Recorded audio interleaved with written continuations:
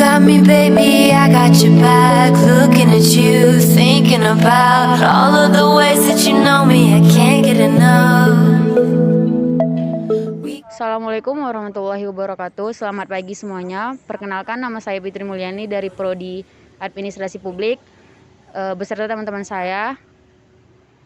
Saya Nadia Fekwinata dari Prodi Antropologi Sosial.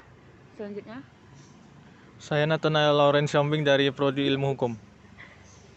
Saya Abraham Sirait dari Prodi Antropologi. di sini saya dan kelompok saya ingin membahas tentang hak asasi manusia. Nah, sebelumnya saya akan menjelaskan apa sih itu hak asasi manusia.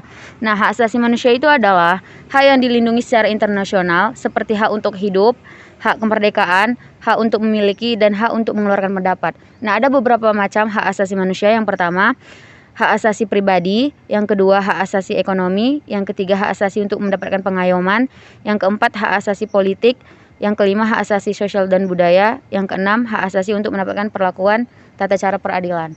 Nah, kelompok kami akan mengangkat topik tentang kasus pembulian yang ada di Indonesia. Nah, yang pertama saya akan bertanya kepada Nadia, apa itu pelecehan? Pelecehan juga dikenal sebagai pelecehan cyber. Pelecehan cyber itu tersendiri dari email bisa, pesan instan, situs web untuk mengintimidasi atau melecehkan individu atau kelompok melalui saluran pribadi. Sedangkan pelecehan di Indonesia itu sudah sangat tinggi. Untuk dipelaporkan sudah sebanyak 49%. Pelecehan dapat dalam bentuk komentar, merendahkan atau menghina yang dapat di ruang obrolan, email, posting blog, atau komentar situs jejaring sosial. Mereka yang bertanggung jawab untuk pelecehan sering sangat sulit dilacak karena pelaku sering anonim. Pelecehan sangat sulit untuk diverifikasi karena kita sering tidak memahami sejarah atau konteks situasinya. Nadia, selanjutnya saya akan bertanya kepada Natael. Apa itu? Ini ya, yang kedua.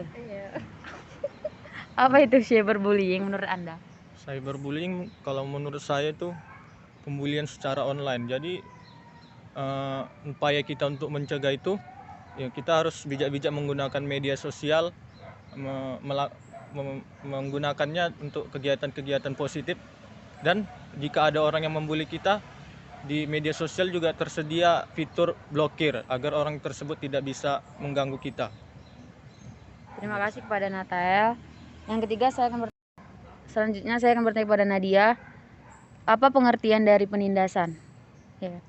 Penindasan secara verbal ada mengatakan atau menulis hal yang jahat. Penindasan verbal itu dapat meliputi mengolok-olok, memanggil nama, membuat komentar seksual yang tidak pantas, mengejek, mengancam untuk membahayakan. Intimidasi sosial terkadang disebut sebagai intimidasi rasional, melibatkan menyakiti reputasi atau hubungan seseorang. Intimidasi sosial meliputi meninggalkan seseorang dengan sengaja, mengatakan kepada anak lain untuk tidak berteman dengan seseorang, menyebarkan rumor tentang seseorang, mempermalukan seseorang di depan umum. Intimidasi fisik melibatkan menyakiti tubuh atau harta milik seseorang. Intimidasi fisik meliputi memukul, menendang, mencubit, membagi, tersandung atau mendorong, mengambil atau merusak barang seseorang, membuat gerakan tangan yang kasar atau jahat. Mengutamakan pendapat saya tentang penindasan. Boleh. Menurut saya penindasan itu ketika suatu orang atau suatu kelompok merasa dia lebih tinggi dari kelompok lain atau orang lain, dan mereka menindas atau merendahkan orang lain tersebut agar orang lain itu merasa lebih rendah dan meninggikan mereka. Nah, presiden pertama kita dulu pernah mengutamakan ideologi yang disebut marhainisme yang menentang penindasan tersebut. Jadi kita sebagai generasi muda juga harus mempelajari ideologi tersebut agar penindasan terbebas dari negara kita.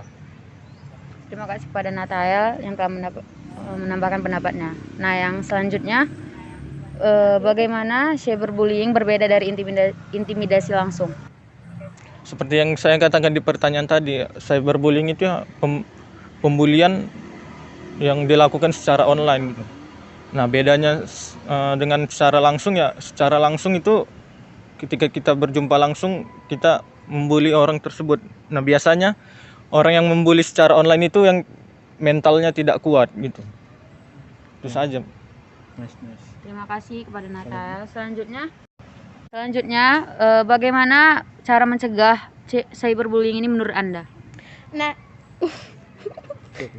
cyberbullying itu juga dapat dihindari loh, antaranya menolak untuk meneruskan pesan cyberbullying, memberitahu teman untuk menghentikan cyberbullying, blokir komunikasi dengan cyberbullying, laporkan cyberbullying kepada orang dewasa atau orang yang atau pihak berwajib.